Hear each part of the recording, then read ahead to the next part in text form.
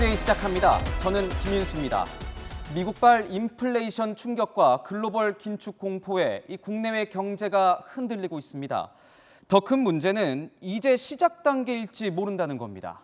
간밤에 미국 증시가 폭락하면서 우리 증시도 결국 1년 7개월 만에 2,500선이 무너졌습니다. 이처럼 증시뿐 아니라 물가, 환율, 그리고 코인 같은 위험 자산까지 모든 지표가 급등, 급락 같은 표현이 부족할 정도로 출렁이고 있습니다. 우리 경제가 태풍처럼 불어닥치고 있는 이 위기를 과연 극복할 수 있을지 불안한 상황입니다. 첫 소식 강은하 기자가 보도합니다. 코스피는 전날보다 11.54포인트 내린 2,492.97로 장을 마쳤습니다. 2,500선이 무너진 건 2020년 11월 이후 1년 7개월 만입니다. 우리 시간으로 16일 새벽, 미국 연방준비제도가 기준금리를 한꺼번에 0.75%포인트 올리는 자이언트 스텝을 단행할 것이란 우려가 반영된 겁니다. 기대 인플레이션이 잡히지 않고 있기 때문에 앞으로 뒤따를 연준의 정책이 시장 기대 수준을 넘어설 거라는 그런 우려가 확산되고 있죠. 시장은 그런 우려를 앞서 반영하고 있다고 판단합니다. 이달 미국 기준금리 인상폭이 0.75%포인트를 넘을 것이란 의견이 90%를 넘는다는 예측 결과도 나온 상황. 자이언트 스텝 공포에 미국 다우지수는 사상 처음 3거래일 연속 500포인트 이상 빠졌습니다. 나스닥은 5% 가까이 급락하고 S&P 500 지수는 전 고점 대비 21% 넘게 하락했습니다. A bear market signifies that the stock market has lost 20% of its value from its recent high, and typically that comes alongside with belief that the economy is, heading in the wrong direction. 비트코인과 이더리움 등 주요 가상화폐도 고점 대비 절반 이하로 폭락해 가상화폐 전체 시가총액이 1년 5개월 만에 처음 1조 달러 이하로 떨어졌습니다. 미국 인플레이션 우려에 글로벌 자산 가격 하락이 이어지고 있습니다. 채널A 뉴스 강은하입니다. 증시와 반대로 환율은 급등했습니다. 원달러 환율 달러당 1,300원을 넘보는 수준까지 올랐습니다. 가뜩이나 국제 원자재 가격이 오르고 있는데 환율까지 오르면 우리 기업들에게 더 큰 부담이 됩니다. 비상 걸린 기업들 상황, 이어서 안건우 기자입니다. 원달러 환율은 전날보다 2.4원 오른 달러당 1,286.4원의 거래를 마쳤습니다. 오전 한때 1,292원을 돌파하며 연고점을 경신했지만 외환 당국의 개입으로 상승폭을 간신히 줄였습니다. 금융위기 단까지 가야지 나오는 숫자다 보니까 하는 기재부 당국자들이 계속 구두개입성 발언으로 경고를 하고 있는데 추경호 경제부총리와 이창용 한은 총재는 오늘 아침 비공개로 만나 비상계획을 준비하고 있다고 밝히며 환율 제동에 안간힘을 썼습니다. 기업 경영엔 비상이 걸렸습니다. 달러로 유류비 등을 결제하는 대한항공은 올해 1분기 공시에서 환율이 10원 오르면 환손실 410억 원이 발생한다고 밝힌 상황. 원화가치 하락으로 수출기업이 반짝 효과를 본다 해도 국제유가와 원자재 가격 폭등에 환율까지 오른다면 무역수지 적자폭은 눈덩이처럼 커지게 됩니다. 실제 수입액이 수출액을 웃돌면서 올 들어 쌓인 무역 적자는 138억 달러를 넘어 2000년 이후 최대치를 기록했습니다. 원달러 환율이 금융위기 당시 수준인 1,300원대를 돌파할 거란 암울한 전망도 나옵니다. 1,300원은 언제든지 갈 수 있는 거고 우리가 만약에 금리 대응을 하지 않으면 더 넘어갈 수도 있죠. 당장 미국 연준이 기준금리를 대폭 올려 달러 가치가 오르면 한국은행으로선 환율 방어를 위해 이에 상응하는 수준의 금리 인상을 단행할 수밖에 없습니다. 채널A 뉴스 안건우입니다. 우리 경제를 위협하는 건 이뿐만이 아닙니다. 엎친 데 덮친 격. 8일째 이어지는 화물연대 파업 장기화로 국내 물류망이 꽉 막히면서 유통에 동맥경화 현상이 벌어지고 있습니다. 바나나, 키위 같은 수입 농산물이 무더운 날씨 속 이 컨테이너 안에 쌓인 채 폐기 처분될 상황에 처했습니다. 당장 이 밥상 물가가 걱정됩니다. 백승영 기자입니다. 전국 각지에 농수산물이 집결되는 서울 가락시장. 과일 도매상의 창고가 군데군데 비어 있습니다. 지금 거의 바닥이 보이고 있잖아요. 지금은 계속 줄어들고 있는 상태예요. 이 창고는 항상 꽉 차 있는 창고인데 글로벌 물류 대란으로 고공행진을 이어오던 수입 농수산물 가격은 화물연대 파업까지 겹치면서 천정부지로 치솟았습니다. 시세가 65,000원, 7만 원 선에서 그 선에서 이제 거래가 되는데 지금은 아마 9만 원 초반에도 물건이 없어요. 수입 농산물이 국내 항만에 도착해도 배에서 내리지도 못하고 있기 때문입니다. 저희도 지금 5컨테이너가 묶여 있어요. 인천항도 이제 하역을 시켜줘도 싣고 나를 컨테이너 트럭이 없으니까 배에 묶어놓는 거죠, 그냥. 지금 부두에 쌓여있는 컨테이너를 본다면 테트리스 게임하는 거 있죠. 맨 윗칸에 한 2칸 정도 남았다. 쌓여있다. 컨테이너 하역이 계속 미뤄지면서 폐기 처분도 걱정해야 할 상황입니다. 과일은 그나마 좀 버텨내는데 표고는 만약에 이대로 계속 가면 폐기 처분해야 돼요, 그냥. 무역업계 화주단체는 물류 정상화를 촉구했습니다. 운송 거부가 장기화될 경우 문을 닫는 중소기업이 발생할 수도 있습니다. 그야말로 경제의 혈관이 막혀서 심장이 멈춰설 지경에 이르렀습니다. 석유화학 업계에서도 내일 저녁부터 가동 중단에 들어가는 공장이 나올 거란 우려가 커지고 있습니다. 채널A 뉴스 백승현입니다. 이런 상황에서 정부의 최우선 과제는 물가를 잡는 겁니다. 윤석열 대통령은 할 수 있는 모든 조치를 하겠다고 밝혔는데요. 여권에서도 이 유류세 인하폭 확대를 포함한 추가 물가 대책이 거론되고 있습니다. 윤석열 정부가 강조해온 이 경제 원팀이 첫 시험대에 올랐습니다. 이다혜 기자의 보도입니다. 국민의힘이 정부에 유류세 인하폭을 더 높이라고 주문했습니다. 유류세 30% 인하 조치를 시행 중인데 탄력세율을 최대로 높이면 실질 인하율을 37%까지 확대할 수 있습니다. 정부는 유류세의 탄력세율을 최대한 높여 국민 부담을 줄여주시기 바랍니다.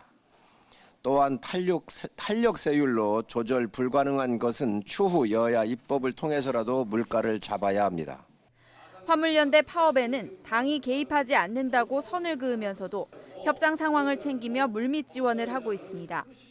파업이 장기화되면 산업계 피해가 큰 만큼 안전운임제 일모를 연장하는 방향이 검토되는 것으로 알려졌습니다. 저희가 파악하고 있는 바로는 화물연대와 그리고 화주들 간의 협상이 어느 정도 진척이 있는 것으로 보입니다. 앞서 윤 대통령은 물가 안정을 위한 모든 조치를 취하겠다고 공언했습니다. 공급 사이드에서 물가 상승 요인이 나오는 거기 때문에 공급 사이드에서 우리가 정부가 할 수 있는 이런 조치들을 다 취하려고 하고 있습니다. 윤 대통령은 오늘 EU 특사단과의 오찬에서 전기요금 인상 시 국민 어려움을 걱정하며 원전을 빨리 재가동해야 한다고 밝힌 것으로 알려졌습니다. 채널A 뉴스 이다혜입니다. 전 세계적인 경제 위기를 돌파하기 위해 우리 기업의 경쟁력을 키우는 것이 무엇보다도 중요한 시기입니다. 그런데 기업 성장이 불필요한 규제에 발목 잡힌다는 뉴스 여러 번 전해드렸습니다. 3년 전 용인에 짓기로 했던 반도체 공장은 각종 규제에 막혀서 첫 삽도 뜨지 못했습니다. 이민중 기자가 취재했습니다. 2019년 정부가 개발 계획을 발표하고 SK하이닉스 역시 120조 원을 투자해 세계 최대 규모 메모리 반도체 공장을 짓겠다고 한 곳입니다.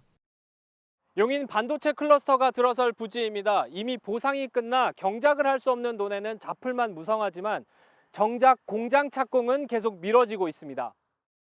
각종 인허가 기간을 최대한 단축하고 송전선로와 용수, 폐수 재활용 시설을 확충하여 반도체 제조 시설을 신속하게 구축할 수 있도록 챙기겠습니다. 지난 정부 호언 장담과 달리 각종 인허가와 토지 보상에 3년째 발목이 잡혀 있는 상황. 환경 영향 평가와 공장 총량제 심의 등이 지연되면서 사업 승인 고시가 나는데 꼬박 2년이 걸렸습니다. 전력과 용수 문제도 아직 협의가 진행 중입니다. 3년이 지나고 나니까 너무 지치더라고요. 또 시는 인허가나 이런 부분을 많이 좀 완화시켜서 수용 주민들이 빨리 이주 재정착 할 수 있도록 해주면 그렇게 했으면 좋겠다. 토지 30% 보상이 남아있고 그 이후엔 문화재 검사 문턱까지 넘어야 합니다. 나머지 보상이 안 된 부분에 대해서는 지속적으로 협의를 하지면은 보상법에 따라서 수용 재결의 하면은 수용 재결대로 법적으로 갈 예정입니다. 업계에서는 2025년이 돼서야 반도체 공장 첫 삽을 뜰 수 있을 것으로 예상합니다. 삼성전자가 미국 텍사스주 테일러에 공장 짓기로 한 지 반년 만인 이번 달 착공에 들어가 2024년 가동을 목표로 한 것과 비교됩니다. 한국에선 2년 먼저 시작하고도 2년 늦게 생산해야 하는 규제의 늪에 빠져 있는 겁니다. 채널A 뉴스 이민준입니다. 윤석열 대통령은 이렇게 기업 활동을 방해하는 각종 규제 문제에 대해 자신의 임기 5년 안에 결판을 내겠다고 밝혔습니다. 규제 혁신을 위한 기구의 의장도 직접 맡았습니다. 송찬욱 기자입니다. 윤석열 대통령은 신설되는 규제혁신전략회의 의장을 직접 맡기로 했습니다. 모래주머니를 달고서 글로벌 시장에 가서 경쟁하고 뛰기 어렵습니다. 또 어렵고 복잡한 규제는 제가 직접 나서겠습니다. 규제혁신전략회의는 정책 기본 방향과 전략, 기업 애로사항 등을 논의하는 최고 결정기구입니다. 특정 부처가 개선하기 힘든 덩어리 규제는 국무총리가 단장을 맡는 규제혁신추진단이 집중적으로 발굴해 개선 방안을 마련합니다. 각 부처에서 기업 등 현장의 건의를 받아들이지 않을 경우엔 규제심판부가 이를 재검토해 권고안을 제시하는 역할을 합니다. 정부 차원의 규제혁신 총력전에 나서겠다는 겁니다. 윤석열 대통령께서는 굉장히 강한 의지를 어제도 저한테 표명을 해주셨습니다. 정말 향후 5년 동안에 한번 이 문제를 가지고 결판을 내보자 하는 그런 말씀을 하셨습니다. 한 총리는 앞으로 5년 우리나라가 G7으로 가느냐 아니면 정체하느냐 하는 절체절명의 기간이라고 규제혁신의 필요성을 강조했습니다. 채널A 뉴스 송찬욱입니다. 대통령의 용산 집무실 인근 집회를 금지할 수 없다. 이것이 지금까지 유지되는 법원의 판단입니다. 총파업 중인 화물연대의 상급 단체인 민노총 공공운수노조가 현재 대통령 집무실 인근에서 집회를 준비하고 있습니다. 현장 취재기자 연결해 보겠습니다. 전민영 기자, 집회가 열리는 곳이 집무실에서 가깝습니까? 그 현장은 터미널이나 네, 이곳은 대통령 집무실 맞은편 전쟁기념관 앞입니다. 집무실 부지에서 30m 정도 떨어진 곳인데요. 이곳에서는 조금 전부터 민노총 화물연대 조합원들이 촛불 집회를 시작했는데요. 대통령 집무실 인근에서 야간 집회를 하는 건 오늘이 처음입니다. 지난 8일 민노총은 499명이 참가하는 촛불 집회를 열겠다고 신고했는데요. 경찰은 대통령 관저 100m 이내에서 야간 집회를 허용할 수 없고 대규모 집회로 이어질 우려가 있다며 집회 금지를 통보했습니다. 하지만 어제 법원이 대통령 집무실이 관저에 포함된다고 보기 어렵다며 집회를 허용해줬는데요. 다만 교통정체와 주민 불편을 고려해 집회 인원을 300명으로 제한했습니다. 민노총은 조금 전인 저녁 7시부터 안전운임제 확대를 촉구하는 집회를 시작했습니다. 합창 공연과 구호 제창이 있긴 했지만 아직까지 물리적 충돌 없이 진행되고 있습니다. 화물연대 노조원들은 내일을 포함해 오는 21일부터 다음 달 7일까지 매주 화요일과 목요일 대통령 집무실 앞에서 집회를 열 계획입니다. 경찰은 법원이 허가한 범위 안에서 집회를 보장하는 한편 경찰 병력을 배치해 돌발 상황에 대비하고 있습니다. 지금까지 용산 집회 현장에서 채널A 뉴스 전민영이었습니다. 이 시각 현재 집회가 열리는 곳이 한 곳 더 있습니다. 문재인 전 대통령 양산 사저 앞 집회를 반대하는 이 보복성 집회가 서울 서초동 윤석열 대통령 자택 앞에서 열리고 있습니다. 집회 현장에는 대형 확성기에 꽹과리까지 등장했습니다. 윤 대통령 자택 앞에 나가 있는 취재기자 연결해 보겠습니다. 이솔 기자, 집회가 아직도 계속되고 있는 거죠? 제가 있는 곳은 윤석열 대통령 자택의 길 건너편 회생법원 앞인데요. 오후 2시에 시작된 집회는 지금도 이어지고 있습니다. 이 주변은 옆 사람과 대화가 힘들 정도로 집회 소음이 심한 상황인데요. 참가자들은 마이크와 스피커를 이용해 집회를 이어가고 있습니다. 집회 주체는 진보 성향 유튜브 채널인 서울의 소리인데요. 문재인 전 대통령의 경남 양산사저 앞 시위에 반대한다는 의미로 보복성 시위에 나섰습니다. 집회에는 스피커와 확성기뿐 아니라 꽹과리도 동원됐습니다. 양산 집회에 대해서 어떻게 집무실 앞도 시위를 하는 판에 법대로 하면 된다 해서 윤석열 대통령 말대로 지금 이곳에서 시위를 시작하게 된 겁니다.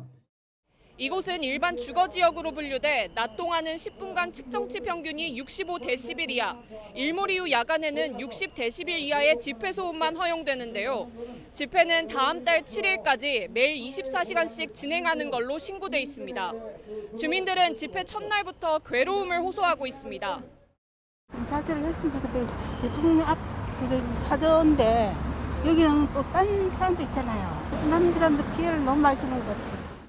국회에서는 대통령 사저 앞 집회를 금지하는 집시법 개정안이 발의되기도 했습니다. 지금까지 서울 서초구 집회 현장에서 채널A 뉴스 이소리입니다. 이렇게 전현직 대통령을 겨냥한 집회가 논란이 되면서 정치권 일각에선 일부 집회를 제한해야 한다는 주장도 나오고 있습니다. 그렇다면 미국과 일본 같은 외국에선 이 표현의 자유와 인근 주민의 행복 추구권 사이 충돌 문제를 어떻게 해결하고 있을까요? 도쿄 김민지 특파원이 취재했습니다. 낙태권을 보장한 기존 판결을 뒤집을 수 있다는 관측에 미국 대법원장 집 앞에선 연일 시위가 이어집니다. 경찰은 3m 높이의 대법원 울타리 앞에서 항의하던 남성은 물론 대법관을 살해하려고 권총과 탄약 등을 준비한 남성도 체포했습니다. This kind of behavior is obviously behavior that we will not tolerate. Threats of violence and actual violence against the justices, of course, strike at the heart of our democracy.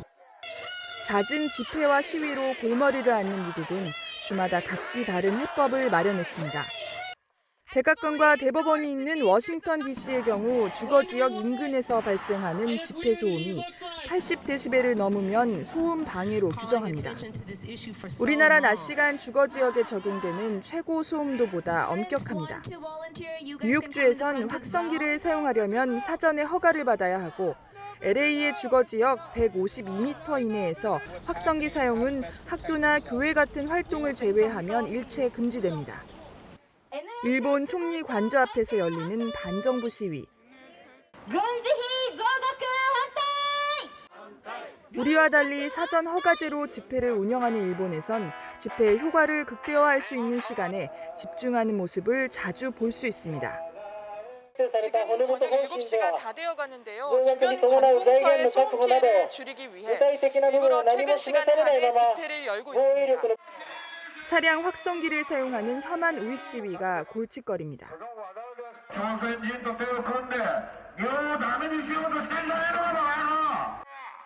일본에선 확성기 소음이 순간 최고 85데시벨을 넘으면 6개월 이하 징역형이나 20만 원 이하 벌금형에 처합니다. 意見は意見であっても妨害のための行動っていうのはダメだと思うんで。 권고와 경고 절차를 거친 뒤 세 번째 적발되면 체포로 이어지는데 지난 2020년 우익 시위대 22명이 검거됐습니다. 10분간 발생한 소음 평균을 기준으로 하던 우리나라도 뒤늦게 최고 기준을 정했지만 1시간 동안 2번까지는 허용합니다. 도쿄에서 채널A 뉴스 김민지입니다. 법률의 세부적 규정을 정하는 시행령은 대통령과 정부가 만들죠. 더불어민주당이 정부의 시행령을 국회가 통제하는 법률 개정안을 발의하기로 했습니다. 국민의힘은 국정 발목 걷기라고 맞섭니다. 최선 기자입니다. 민주당이 국회가 정부 시행령을 통제할 수 있도록 하는 국회법 개정안을 발의했습니다. 대통령이나 정부가 만드는 시행령에 대해 국회 상임위가 수정 변경을 요청할 수 있다는 내용으로 국회 권한을 강화해 윤석열 정부를 견제하겠다는 겁니다. 법을 무력화시킨 거예요. 그러면 그건 입법권이 국회에 있습니까? 정부에 있습니까? 그건 아니잖아요. 이게 바로 국회의 입법권을 침해한 거고 상권 분립을 침해한 거다. 민주당 지도부는 당론도 아닌데 여당이 호들갑을 떤다며 여당 비판에 가세했습니다. 그 야당에게 발목 잡기 프레임을 씌우기 위해서 자꾸 소설 써가면서 더 씌우는 건 아닌가. 국민의힘은 정부 권한 완전 박탈, 정부 완박이라며 총공세에 나섰습니다. 정부의 발목을 꺾으려고 하고 있습니다. 협치와 견제의 반대말이 있다면 그것은 민주당일 것입니다. 민의를 무시하고 막무가내로 독주하는 것은 결국 또 다른 형태의 선거 불복이 아닌가 걱정이 됩니다. 대통령실 관계자는 법률의 위헌 요소에 대해 대통령이 충분히 설명했다며 국회 논의 과정을 지켜보겠다고 밝혔습니다. 대통령이 거부권을 행사하면 무산될 수밖에 없는데도 민주당이 강행한 것을 두고 윤석열 정부의 시행령 독주를 부각시키기 위한 여론전이라는 해석이 나왔습니다. 지난 2015년에도 비슷한 내용의 국회법 개정안이 국회를 통과했지만 당시 박근혜 대통령이 거부권을 행사해 시행되지 못했습니다. 채널A 뉴스 최선입니다. 이렇게 시행령을 두고 논란이 벌어지는 가운데 법무부가 대통령령으로 법무연수원의 검사연구위원 정원을 2배 이상 늘리기로 했습니다. 좌천된 검찰 간부들의 유배지로 꼽히는 곳이죠. 검찰 추가 인사를 앞두고 긴장감이 맴돌고 있습니다. 구자준 기자입니다. 충북 진천에 있는 법무연수원. 법무부가 관보를 통해 검사연구위원 정원을 늘리겠다고 예고한 곳입니다. 대통령령 개정을 통해 현재 4명인 검사 정원을 9명으로 늘리겠다는 겁니다. 검사연구위원은 수사나 지휘에서 배제되는 자리여서 좌천된 검찰 간부가 배치되는 한직으로 꼽힙니다. 지난달 인사에서 이성윤 당시 서울고검장을 포함해 4명이 이곳으로 발령났는데 문재인 정부에서 친정권 성향으로 분류된 검사들입니다. 이들만으로도 정원이 가득 차자 일부 검사는 지방고등검찰청 발령 뒤 연수원에 파견하는 형식을 취하기도 했습니다. 정원 확대는 추가적인 좌천 인사에 대비하기 위한 것이란 분석이 나옵니다. 한동훈 법무부 장관도 추미애 장관 시절 이곳에 좌천된 경험이 있습니다. 저도 법무연수원에 근무했는데요. 그래서 충실히 근무했던 기억이 있습니다. 법무부는 일선 검찰청에 직접 인지 수사를 확대하고 특별수사팀을 만들 때 장관 승인을 받도록 한 규정을 폐지하는 방안도 추진하고 있습니다. 역시 대통령령으로 정하는 검찰청 사무기구 규정을 바꾸는 일입니다. 직제 개편이 끝나면 주요 권력 사건 수사를 이끌 검찰 중간 간부 인사가 이어질 전망입니다. 채널A 뉴스 구자준입니다. 윤석열 대통령이 인사청문회 없이 김창기 국세청장을 임명하자 야당이 거세게 반발하고 있습니다. 권력기관 장악 의도, 국회와 국민을 무시한 처사라는 건데요. 윤 대통령은 세정 업무를 방치할 수 없었다고 반박했습니다. 조영민 기자입니다. 윤석열 대통령이 김창기 신임 국세청장에게 임명장을 수여했습니다. 검찰과 경찰, 국정원, 국세청 등 4대 권력기관장 가운데 처음으로 청문회 없이 임명된 기관장입니다.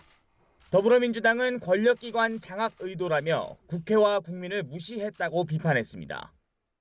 상임위원회 구성을 방해하고 대통령은 이를 핑계로 국세청장 후보자에 대한 임명을 강행했습니다. 이런 비상식적인 처사가 어디 있습니까? 짜고 치는 고스톱입니까? 윤 대통령은 국회 패싱 지적에 대해 세정 업무의 중요성을 강조하며 반박했습니다. 글쎄 마냥 기다릴 수가 없고 세정 업무는 그대로 계속 방치할 수 없어가지고 부득이하게 인사를 했습니다.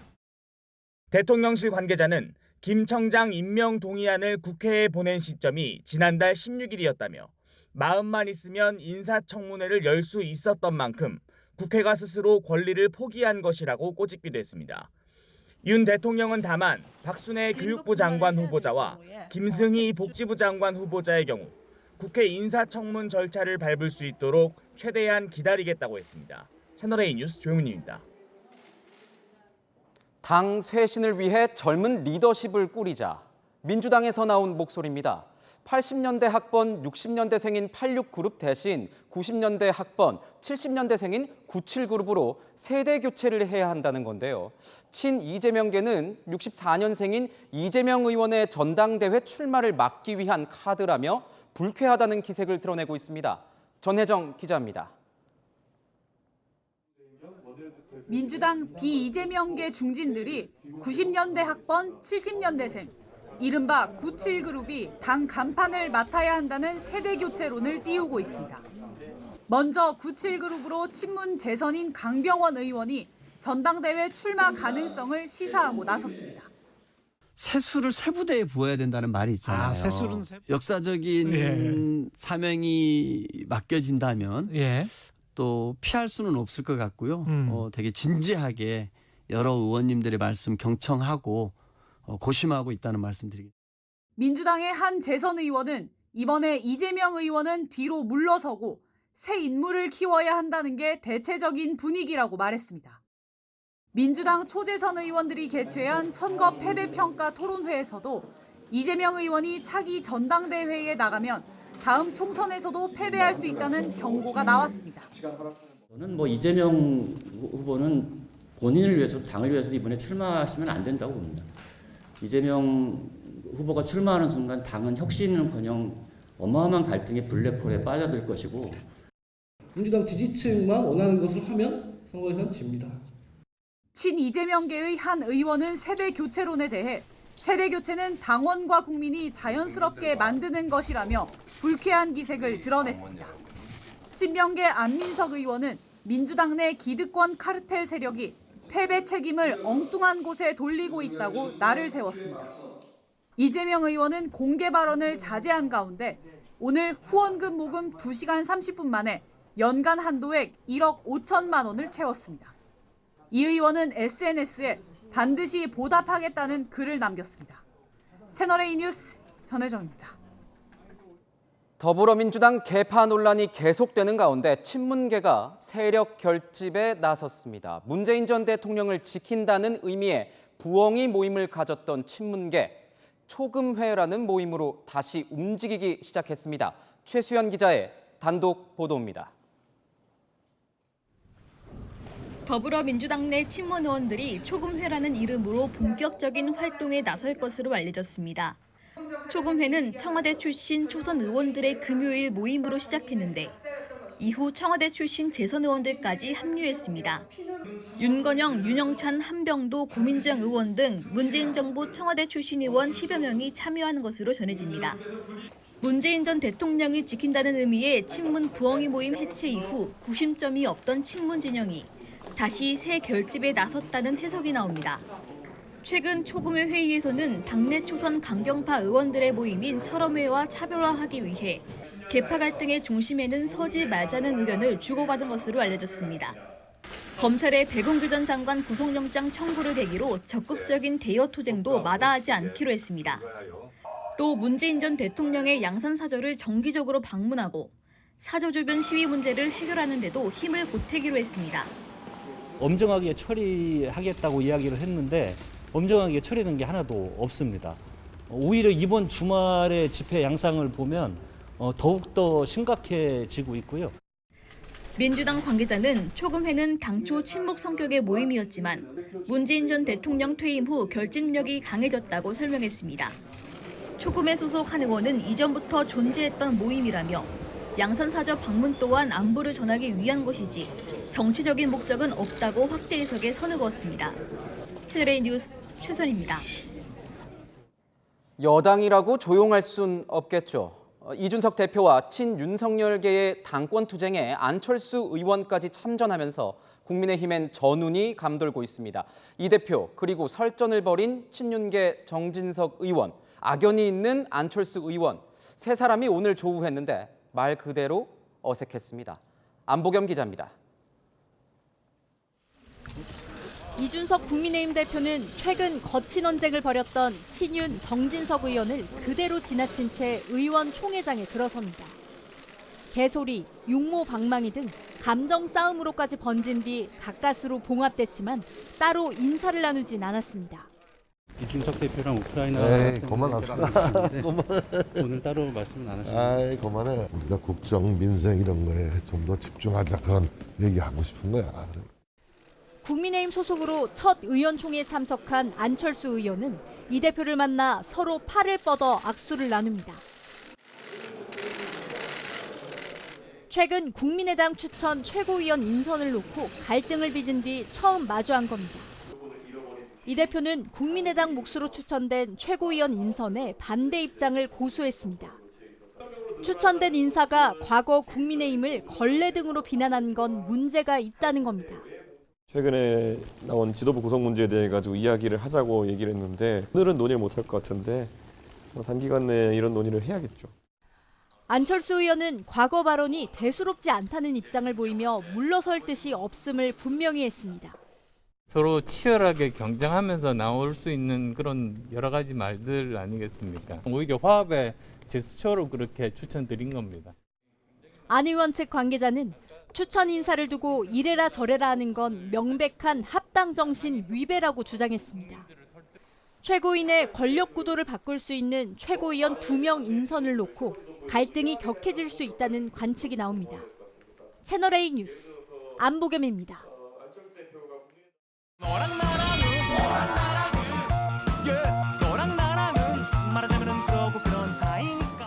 네, 여랑야랑 정치부 김민지 기자와 함께합니다.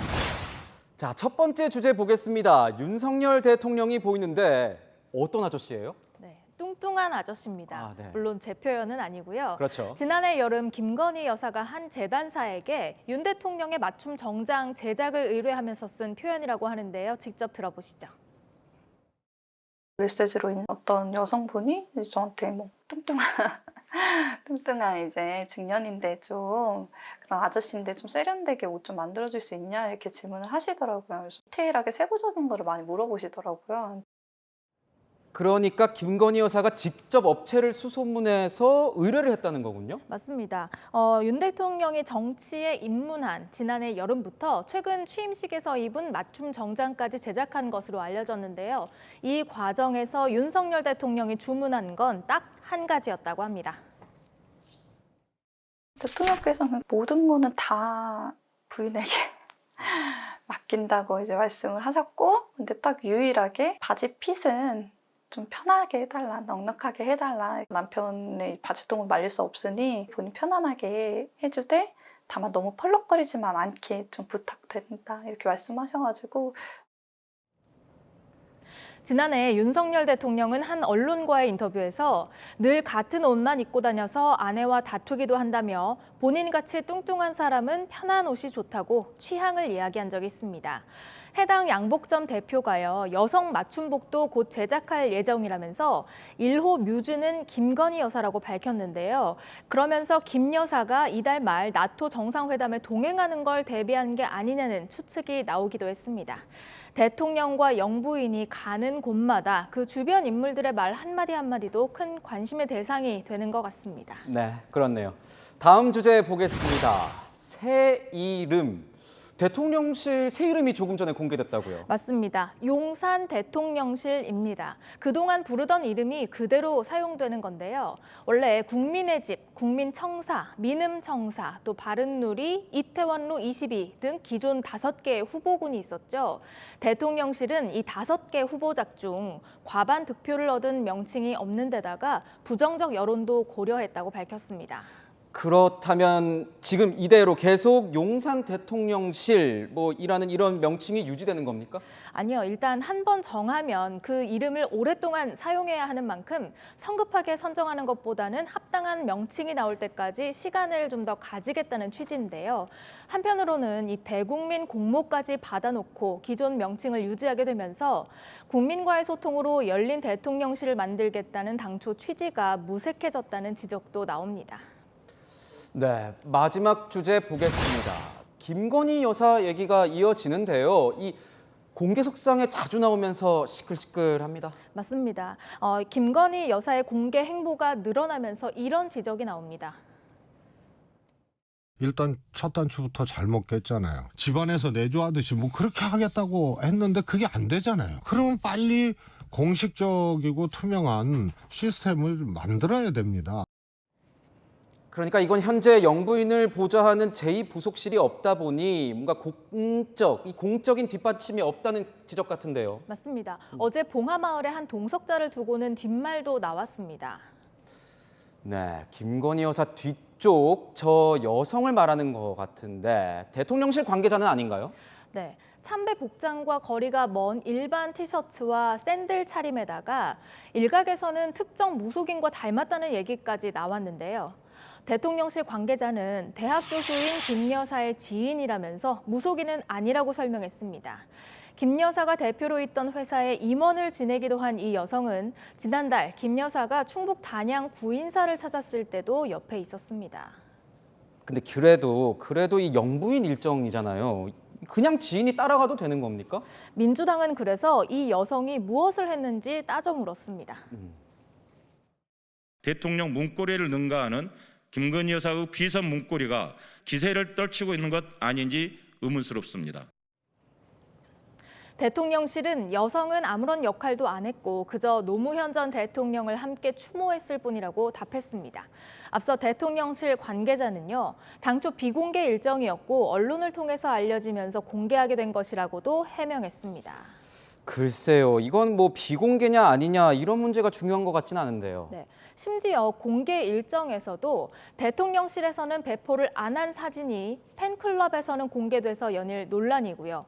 이 팬클럽 운영자인 강신업 변호사는 자신의 활동을 비판하는 평론가에게 욕설 글을 올리며 SNS 설전을 벌였는데 김 여사를 향해 이 강 변호사를 정리해야 한다는 쓴소리가 나오기도 했습니다. 영부인의 활동은 공적 영역이죠. 행동 하나하나가 여러 정치적 해석을 낳는 만큼 공과 사는 명확히 구분해야겠습니다. 네, 잘 새겨볼 지점 아닐까 싶습니다. 지금까지 여랑야랑이었습니다. 지금 내 몸에 과연 코로나 항체가 있을까? 이 코로나에 감염됐던 분이든 아닌 분이든 다 궁금하실 텐데요. 조사해 보니 국민 20명 중 19명 정도가 항체를 가지고 있었습니다. 백승우 기자의 보도입니다. 실외 마스크 착용 의무가 해제된 지 한 달이 지났지만 시민들 상당수는 마스크를 쓰고 다닙니다. 백신도 맞았고 코로나에도 걸렸지만 재감염 우려가 여전하기 때문입니다. 저도 3월경에 이제 코로나에 걸렸었는데요. 한편으로는 제 몸에 진짜로 항체가 있는지가 좀 궁금한 게 있어가지고. 코로나를 무사히 비껴간 시민들은 내 몸에 항체가 있나 궁금해합니다. 예방을 잘 해서 코로나에 걸리지 않은 것인지, 아니면 내가 면역력이 좋아서 걸리지 않은 것인지, 아니면 운이 좋아서 걸리지 않은 것인지 이런 의문이 있긴 합니다. 방역당국이 지난 1월부터 4월까지 국민 1,600여 명을 조사했더니 100명 중 95명은 코로나 항체가 있었습니다. 특히 15%는 백신이 아닌 자연적으로 코로나에 감염돼 항체가 생겼습니다. 올 들어 자연항체 생성 비율은 크게 늘었습니다. 코로나19의 자연 감염으로 인한 항체 양성률은 지난 1월의 경우에는 0.6%였는데 4월에 36.1%로 나타나서 오미크론의 대규모 확산에 따라 증가한 것이 확인되었습니다. 전문가들은 항체를 보유했다고 해서 무조건 코로나가 예방되는 건 아니라고 말합니다. 일종의 이제 오판이 될 수가 있습니다. 새로운 변이 바이러스가 출현하면 지금 이 95%의 항체는 더더욱이 의미가 없어질 수 있다고 봅니다. 이번 조사에선 9세 이하 어린이는 제외돼 전 국민을 대표하기에는 부족하다는 지적이 나오자 정부는 올해 추가로 대규모 항체 조사를 벌일 계획입니다. 채널A 뉴스 백승우입니다. 만취 상태로 서울 한복판을 달리던 운전자. 비틀대는 차량을 알아본 뒤차 운전자의 눈썰미로 적발됐습니다. 우현기 기자입니다. 정지 신호에 멈춘 승용차 옆으로 젊은 남성이 뛰어갑니다. 운전자와 몇 마디 나누더니 번호판을 확인하고 전화를 겁니다. 음주운전 신고하려고요. 무슨 색깔이에요? 남색이요, 남색. 서울 이수역 근처 도로에서 음주운전 차량 신고가 들어온 건 지난 10일 밤 11시 반쯤. 이 차량은 차선 좌우를 넘나들며 운행 중이었습니다. 방향 지시등도 안 켜고 차선을 침범하자 택시가 급제동을 하는가 하면 전조등을 번쩍이며 멈추라고 신호를 보내도 아랑곳 않고 계속 달립니다. 신고자는 이 차량을 따르던 뒤차 운전자였습니다. 앞차가 신고 이후에도 계속 운행을 하자 경찰에 현재 위치를 실시간으로 알렸습니다. 네, 지금 여의도 방향으로 계속 가고 있거든요. 앞서 기다리는 경찰차에 신호도 보냅니다. 보이세요? 보이세요? 크락션 소리 들려요? 크락션 소리? 앞차는 10분간 6.5km를 달린 끝에 여의도에서 붙잡혔습니다. 앞차 운전자인 50대 남성의 음주 측정 결과 혈중 알코올 농도는 0.1% 이상, 면허 취소 수준의 만취 상태였습니다. 창문을 열고 이제 혹시 술을 드셨냐 하니까 차 안에 냄새가 너무 술 냄새가 심해서 대형 사고가 일어날까 봐. 경찰은 신고자에게 감사장을 주는 방안을 검토 중입니다. 채널A 뉴스 우현계입니다. 서울시가 대대적인 비둘기 퇴치 작전에 나섰습니다. 비둘기 배설물이 다리를 부식시키고 인체에도 나쁜 영향을 준다고 합니다. 장하얀 기자입니다. 기와 위에도 땅에도 비둘기들이 떼지어 앉아 있습니다. 지나간 자리에는 배설물 흔적이 가득합니다. 지나가 똥 쌀까봐 무서워. 이런 여기 앉아 있으면 옷에다 막 묻고 싸고 그래요. 비둘기가 아주 그래 어디 앉지를 못해. 비둘기 똥이 너무 많아갖고 진짜.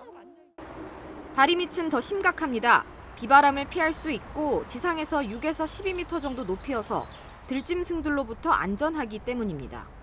다리 밑에는 떨어진 비둘기 배설물들이 띠를 이룹니다. 비둘기 배설물은 강한 산성이라 다리에 철근과 콘크리트를 부식시키고 내구성을 떨어뜨립니다. 서울시가 대책을 내놨습니다. 비둘기들이 자주 내려앉던 다리 밑부분입니다. 버드 코일을 설치해 더 이상 내려앉을 수 없게 만들었습니다. 스프링 재질로 되어 있고 비둘기가 앉았을 적에 상하좌우 진동에 의해서 비둘기가 앉지 못하게 하는 그런 원리. 45도 경사로인 버드 슬라이드를 설치해 비둘기가 미끄러지게 하는 곳도 있습니다. 비둘기 배설물은 인체에도 해로울 수 있습니다. 폐결핵도 전파하는 경우가 있어요. 다른 병원체가 배설물에 있다가 마르게 되면 부서지잖아요. 네네네. 이게 바람이 불면은 이제 날린다고. 환경부는 2009년 비둘기를 유해 조류로 지정했지만 강한 번식력으로 개체수는 좀처럼 줄지 않고 있어 대책 마련이 시급해 보입니다. 채널A 뉴스 장하얀입니다. 정부가 내일부터 택시 호출 앱을 통한 합승을 허용합니다. 그런데 중형 택시 이하는 같은 성별만 탈 수 있습니다. 합승 방법을 박지혜 기자가 정리해드립니다. 요즘 저녁 이후 택시 잡기는 하늘의 별 따기보다 어렵습니다. 카카오도 계속 이게 거부되고 되도록이면 이제 대중교통 타고 집에 오려고 하고 있습니다. 하지만 택시 기사 부족으로 운행 택시를 더 늘릴 수 없자 정부는 40년간 금지했던 택시 합승 규제를 풀기로 했습니다. 내일부터는 택시 호출 앱을 통해서도 합승할 수 있습니다. 이 합승을 선택하면 같은 방향, 같은 성별을 가진 상대편 탑승자와 자동으로 연결됩니다. 택시기사는 승객을 골라 태울 수 없고 승객 양쪽 모두 호출 앱으로 신청한 경우만 합승이 가능합니다. 모든 승객에게 합승 상대방의 탑승 시점과 위치, 탑승 전 좌석 정보를 공지해야 하고 소형과 중형 택시는 본인 확인 후 같은 성별끼리만 탈 수 있습니다. 최근 30대 남성이 한 여성과 현장에서 택시 합승을 한 후 집까지 쫓아 들어가려고 하는 등 사건, 사고가 끊이지 않자 생긴 규정입니다. 성별이 다르면 아무래도 좀 불안한 마음 갖고 타야 되니까 늦은 시간에 타는 거니까 동성끼리 타는 게 낫겠죠? 남자하고 여자하고 합성하면 또 여자는 불안호가 하니까 같은 남자끼리라면 방향이 맞으면 같이 태워도 되지 않을까. 성별을 떠나 서로 모르는 사람이 좁은 공간에 있는 만큼 아직 불안하다는 의견도 있습니다. 합승한다는 것 자체가 그다음에 범죄에 노출될 수 있다고 생각을 해서 저는 여자, 남자라고 해서 범죄가 안 이루어지는 건 아니니까. 다만 카카오티 같은 호출 플랫폼 사업자가 별도 신청을 해야 돼 실제 합승 서비스 개시까지는 시일이 더 소요될 전망입니다. 채널A 뉴스 박재입니다. 내일 오후로 예정됐던 한국형 발사체 누리호의 2차 발사가 모레로 연기됐습니다. 발사장이 있는 나로 우주센터의 기상 상황이 좋지 않습니다. 이철호 기자입니다. 회색빛 구름대가 하늘을 뒤덮었습니다. 보슬비가 흩뿌리는 바다엔 노란 파도가 거셉니다. 누리호를 발사대로 옮기는 이송 작업이 하루 늦춰진 건 바람 때문이었습니다. 태극기가 이렇게 흔들리고 제 머리카락이 다 헝클어질 만큼 이곳엔 온종일 강한 바람이 불고 있는데요. 만약 일정을 강행했다면 발사대위 기술진에 안전 문제가 생길 수 있는 상황이었습니다. 누리호를 세우려면 아파트 17층 높이의 48m 엄빌리컬 타워에 연결해야 하는데 이 위에 올라가면 지상보다 1.5배는 강한 강풍에 노출됩니다. 아파트 같은 걸 질 때 고공 크레인을 생각을 하시면 됩니다. 더군다나 비가 약간 뿌리는 상황에서 미끄러울 수 있는 이런 부분에 있어서 발사가 완전히 제한되는 초속 15m급 강풍은 아니지만 신중에 신중을 기하고 있습니다. 상향 속도가 높지 않을 때 바람이 사이드로에서 불면 위험할 수 있잖아요. 특히 우리 로켓은 추력이 모자라가지고 초기에 가속도가 그렇게 높질 않아요. 오늘 이후 바람이 잦아들 것으로 보여 내일 발사체를 옮겨 세운 뒤 모레 우주로 가기 위한 막바지 발사 준비에 들어갑니다. 채널A 뉴스 이철호입니다. 우크라이나 전쟁으로 맥도날드도 러시아에서 철수했습니다. 맥도날드 매장을 러시아의 석탄 부호가 인수해서 맥도날드와 비슷한 자국 햄버거를 만들었습니다. 염정원 기자입니다. 가게 앞에 모인 사람들이 가위로 테이프를 자르고 손님들이 본격 입장하자 박수와 함성이 터져나옵니다. 맥도날드 매장이 떠난 자리에 러시아 햄버거 브랜드가 새로 자리를 잡은 겁니다. Запечатлеть этот исторический момент в своей памяти, повторное открытие Мака как второе пришествие Христа. 소련 해체 직전인 1990년 1월 모스크바 푸시킨 광장에 1호점을 열었던 맥도날드는 우크라이나 침공 이후 러시아 내 사업 철수를 결정하자 인터넷에선 한때 40만 원의 햄버거가 팔렸습니다. 결국 러시아의 부호가 브랜드 사용을 제외한 매장 영업권을 사들여 자국 브랜드를 만들었습니다. 브랜드명은 맛있으면 됐다라는 뜻의 러시아어입니다. Будем стараться сделать лучше, чтобы это блюдо тоже понравилось нашим посетителям, гостям. 그러나 맛에 대한 혹평이 이어졌고 맥도날드 일부 상품을 로고만 가린 채 다시 사용하고 있다는 주장도 나왔습니다. 미국산 탄산음료와 함께 대표 상품을 팔지 않는다며 시위까지 벌어졌습니다. 서방 국가들의 경제 제재 여파는 러시아의 국민 자동차 라다에도 나타나고 있습니다. 부품 수입이 원활하지 않자 에어백부터 잠김 방지 제동 장치, 위성 내비게이션 등의 장치가 빠진 채 신차를 출시한 겁니다. 명분 없는 우크라이나 침략에 러시아는 먹거리부터 자동차까지 부실해지고 있습니다. 채널A 뉴스 염정원입니다. 수영에서 가장 예술적인 종목 아티스틱 스위밍에서 한국은 그동안 뒤처진 편이었습니다. 그런데 곧 개막할 세계선수권에서 우리 선수들의 멋진 연기 기대하셔도 좋을 것 같습니다. 김태욱 기자입니다. 마치 한 몸처럼 동작엔 오차가 없습니다. 음악에 맞춘 우아한 몸짓은 예술이 됩니다. 2017년 싱크로나이즈드 스위밍에서 이름이 바뀐 아티스틱 스위밍입니다. 이번 주말 개막하는 헝가리 세계선수권을 앞두고 불모지였던 대한민국에 새바람이 붑니다. 지난 1월부터 파트너가 된 이리영과 허윤서는 완벽한 호흡을 자랑합니다. Beautiful synchronization down for that first element. 올해 월드 시리즈에서 역대 한국 듀엣 최고 점수를 받으며 두 차례 입상했습니다. 이리영은 2019년 광주 세계선수권 솔로 부문에 출전한 대표팀의 주축입니다. 고등학생 허윤서는 선배들을 제치고 생애 첫 세계선수권에 나섭니다. 무섭게 성장하는 만큼 포부도 당찹니다. 파리 올림픽에서 열심히 진짜 비밀을 내지만 스위밍을 거의 아름다운 연기 뒤에는 혹독한 훈련이 있습니다. 무거운 밴드를 차고 머리에 병을 올려도 흔들리지 않을 정도가 돼야 합니다. 세계 수준과의 격차를 좁혀나가고 있는 대표팀은 이번 세계선수권에 싱글과 듀엣 두 종목에 출전합니다. 채널A 뉴스 김태욱입니다. 날씨 예보에 비 소식이 빠지지 않는 요즘입니다. 내일 출근길까지도 전국에 비가 오겠는데요. 강원 산간에 10에서 40mm, 수도권과 동해안에 5에서 20mm, 그 밖은 5mm 안팎으로 예상됩니다. 내일 아침 비가 그치고 온 충청 이남 내륙으로 소나기 구름이 몰려오겠습니다. 종일 내릴 텐데요. 소나기 특성상 갑자기 쏟아질 수 있겠고 돌풍과 벼락, 우박을 동반하겠습니다.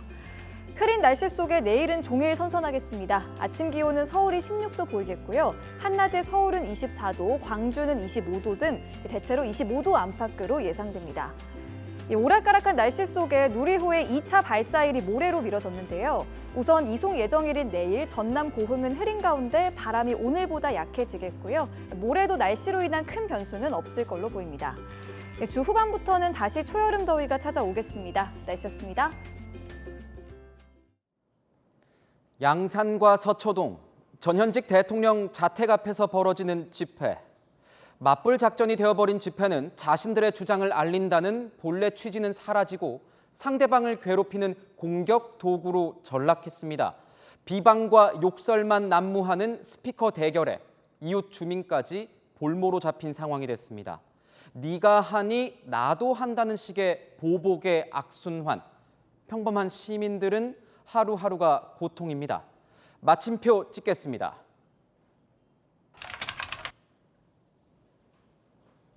집회 소음 기준, 이젠 꼭 바꿉시다. 뉴스 마칩니다. 고맙습니다.